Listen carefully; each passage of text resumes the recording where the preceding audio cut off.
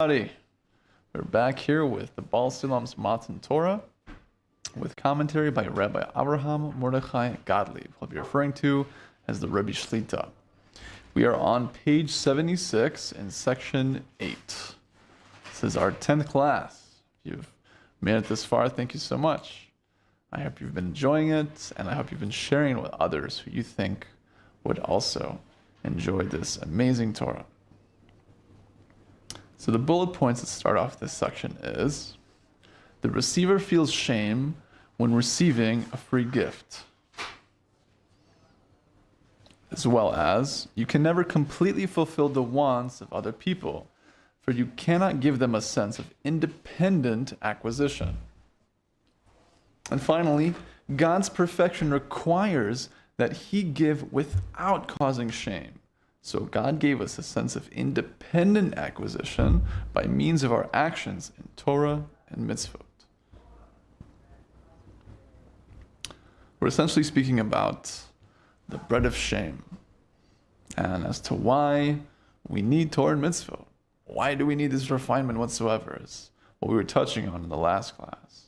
So now we're going to clarify it just a little bit. We're going to go on for a while in the next couple sections and get into the depths of this amazing book. So, the Baal Sulam begins. This idea is like the story of a certain rich man who picks up someone off the street and gives him food and drink and showers him with silver and gold and all manner of delights every day. Day after day, his gifts are greater than the day before. After some time, the rich man asks him, "Tell me, have all your wishes been fulfilled?" He replies, "Not all my desires have been fulfilled. For how good and pleasant it would be if all these possessions and precious things came to me through my own industry as they came to you. And I would not be receiving your gift as charity." Then the rich man told him, "In that case, there is yet to be a person born who could fulfill your wishes." This is quite natural. On the one hand, he experiences greater and greater pleasures as his gifts increase each time. On the other hand, it's hard for him to bear the shame from the abundant beneficence that the rich man increasingly bestows upon him. For it's a natural law that the receiver feels a sort of shame and discomfort when he gets a free gift from one who gives him out of kindness and pity. From this follows a second principle, that it's unimaginable that we can completely fulfill the wants of another, as in the end, we cannot give the other the character and form of independent acquisition, and only this could complete the contentment derived from receiving everything that is desired.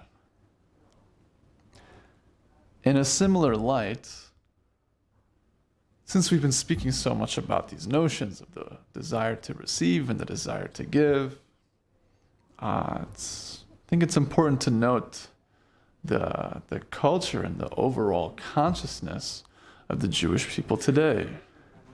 Whether we are in our rabbinic colleges or sister colleges, so to speak, institutions of Torah learning for men and women, particularly those that come back to their roots and want to learn and discover what it is that Judaism is really about.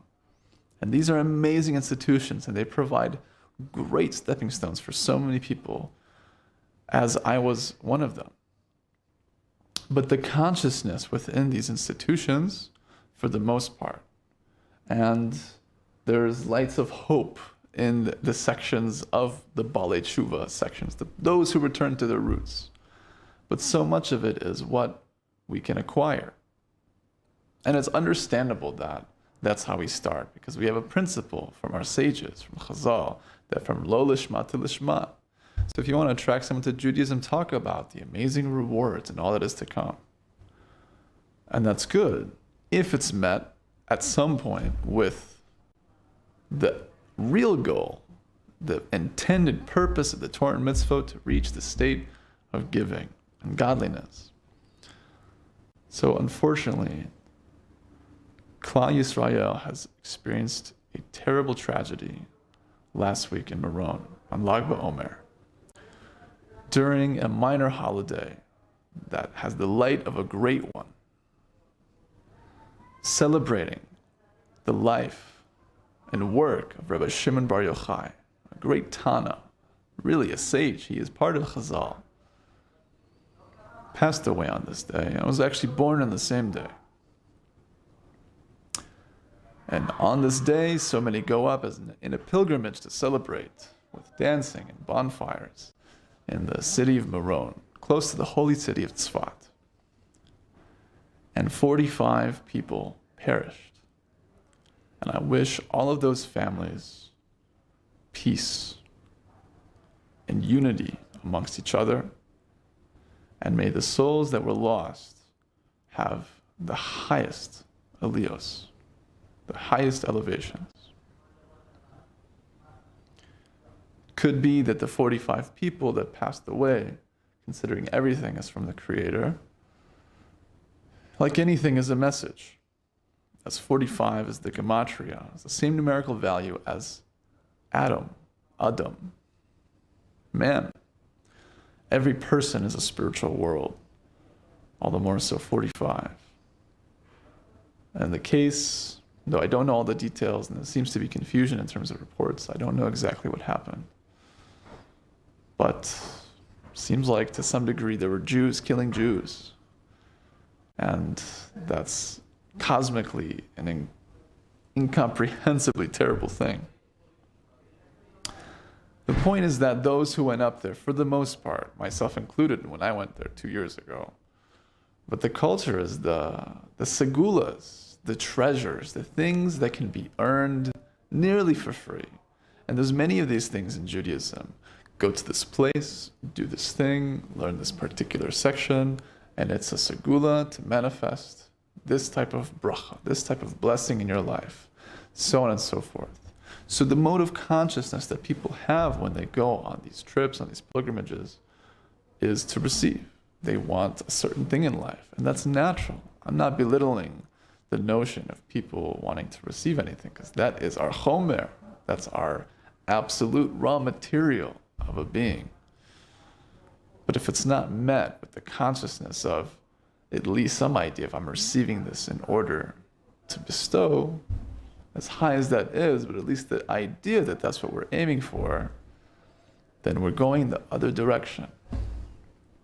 I've heard the Rebbe Shlita say a lot on this topic in this past week, and it's important, very, very important, to clarify the absolute necessity it is to learn the inner dimensions of the Torah. That way we can refine ourselves so that we won't feel any shame in our receiving.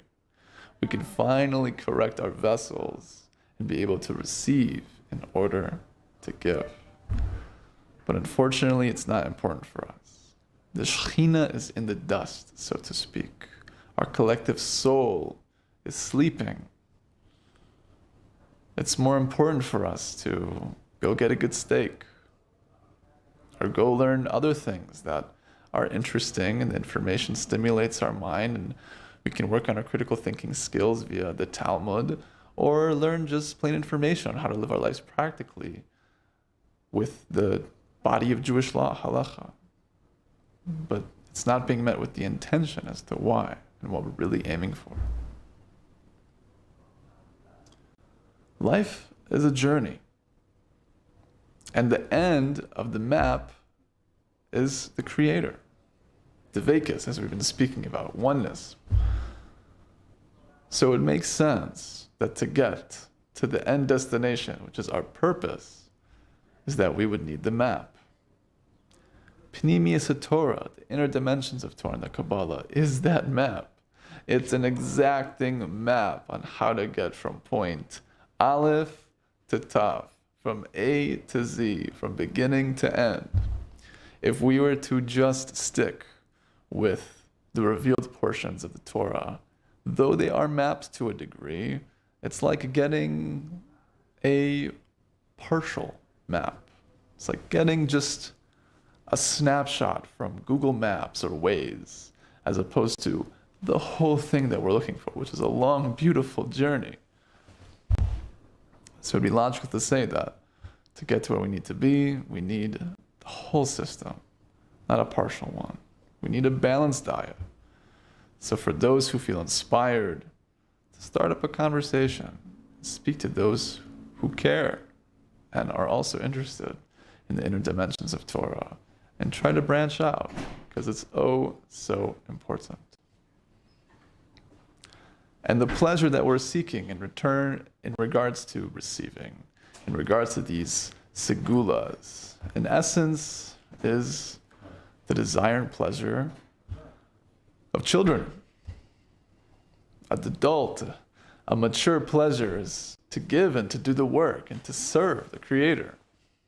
And the pleasure of children, I myself being a huge child, I myself also not being perfect by any means, very much in this mode of consciousness most of the time, but Baruch Hashem, there's some awareness of where we're going, hopefully.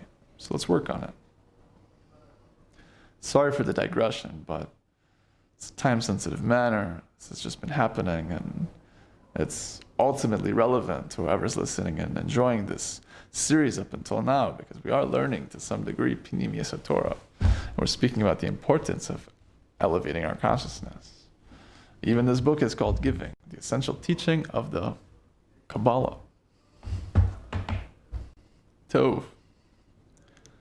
Hopefully we can continue and grow and connect to the consciousness of Rabbi Shimon Bar Yochai via learning the Zohar and learning other branches of Pnimiyas Torah, and not just trying to get some free blessing, so to speak.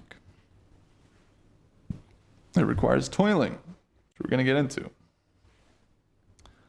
The Rebbe Shlita says on the Baal Sulam's comment, so, although we can give a free gift of the best of all material goods, there's no way we can give the recipient the feeling that he or she has earned the gift and deserves it by virtue of his or her work. We find in the laws of charity that the most praiseworthy charity is when the giver does not know the identity of the receiver, and the receiver does not know who the giver is. In this way, our sages arrange that shame should be reduced to a minimum. However, this tactic does not completely eliminate the hurt of shame, for the poor person still knows that he or she is receiving. Even if the poor person doesn't know who the benefactor is, just the feeling of being in need of others suffices to create an inner sense of shame. But there is no other option. It's impossible not to give at all. The giver must be trained to give, and the receiver needs the help. So our sages reduced to a minimum the shame in receiving charity. But this would not, so to speak, be a solution for God's gift to His creation. For God's giving must be with perfection. Therefore, God gave us the toil involved in Torah and mitzvot, which makes the reward received for spiritual work appear to be the result only of independent acquisition. In this way, shame is eliminated completely. Here is a wondrous thing. For what our body calls toil in nature and in Torah and mitzvot is actually designed for our benefit. And we have no reason to complain about this, but rather we should thank God for it. We spoke about this in the last class, the notion that toiling today, similar to the conversation we just had regarding receiving and giving and people's consciousness being, I want to receive such and such blessing from such and such action, which is, again, totally normal. But to contemplate the cost-benefit of schlepping to some faraway place in order to receive such and such blessing, as opposed to spending that time and just doing chesed, doing charity that's tangible, boots on the ground, or learning Torah, which is also a form of receiving. Because when we're learning, we're receiving wisdom, but we're hopefully learning with the intention to put it into practice, to integrate it, and to even teach it. Meaning, we're receiving the Torah that we're learning in order to give it. So true toiling is trying to give. I heard this notion recently on Shabbat. We were learning in Mimer, in this community, in the beautiful city of Telstone. For those in Israel who'd like to come and visit, please do. We're always welcoming guests. Just contact us ahead of time. And in the class, we're speaking about the notion of laziness. It's an amazing idea. Laziness, as with anything in our inner work, is relating to the dynamic of receiving and giving.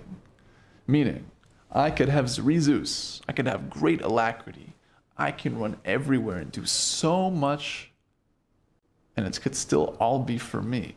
So even though on a surface level, physically, I might be acting as a non-lazy person, but spiritually, I'm still very lazy because all of it could be for my own benefit.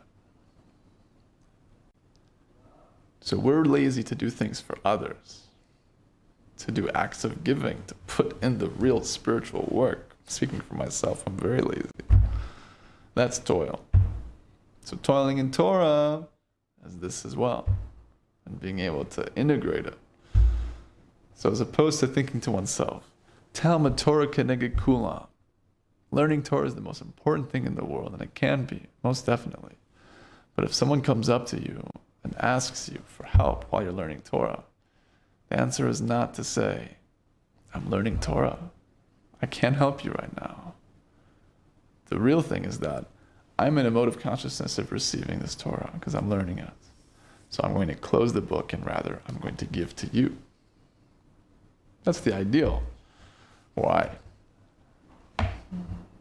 Avraham Avinu, Abraham the patriarch, stopped his conversation with the Creator himself in order to serve and to help, to give hospitality to his guests, to the nomads that he saw outside his tent. And we should learn from that even when we're experiencing direct revelation from the Creator, and we experience that tangibly today through learning his Torah and connecting to his essence by closing the book and helping another person. That can be toil. It all depends on our attention. The Baal Sulam finishes. Of course, the above applies only to created beings and not in any way to the complete perfection of God. And this explains why God has prepared for us the means to bring forth our exaltedness ourselves by way of toil and overcoming difficulties, and by way of occupying ourselves with Torah and mitzvot. In that way, all the pleasure and delight that we receive from God, meaning everything included in our cleaving to God, will have the character of independent acquisition by means of our own actions. Then we will feel ourselves as the owners, without which there cannot be an experience of completion, as has been explained. And suddenly it's understandable how something that could, in theory, cause us the most shame that we could possibly imagine, being the internal reward of Gan Eden, of heaven, of enlightenment. Many names we can call it, but essentially the afterlife, or the true life. This is an illusion relative to the true life of being unified in adhesion with the Creator, with Hashem, the Vekas. Perfection in itself, not perfection relative to the 6,000 years of correction, as we've spoken about in a prior class. To earn eternity for a measly 70, 80 years of life, God willing 120 for all of us. Makes no sense. That would be, it sounds like infinite shame. Sounds like hell. But it doesn't matter if it takes someone 20 years, 36 years, 40 years, or 120 years. If a person makes their tikkun, if they finally transmute and correct their vessels of receiving in order so that they can finally receive in order to give, then they've eliminated all shame. And then we can contemplate the wondrous miracle that is receiving infinite light of Hashem in oneness with Him in order to give to Him. We'd be receiving and giving at the same time. There'd be no shame. It's mind-boggling, and it's awe-inspiring. And we can merit to reach this level, each and every one of us, not just scholars and not just the elite by any means, each and every person on this planet. That is their inheritance. The promise to them is that they can have unity and oneness and consciousness and eternity with the Creator. And not wait till it's over. Rather, achieve it while we're alive in this lifetime. Let's see if there's any comments. I'm still new to this, checking the YouTube live.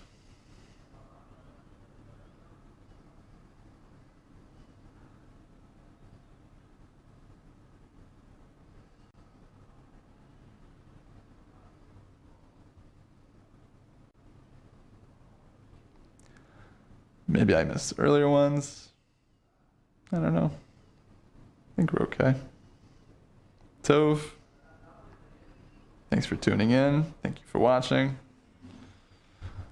All the best. And please don't forget, have a balanced diet and connect to all types of Torah, because an extreme side on one way is just as bad as the other.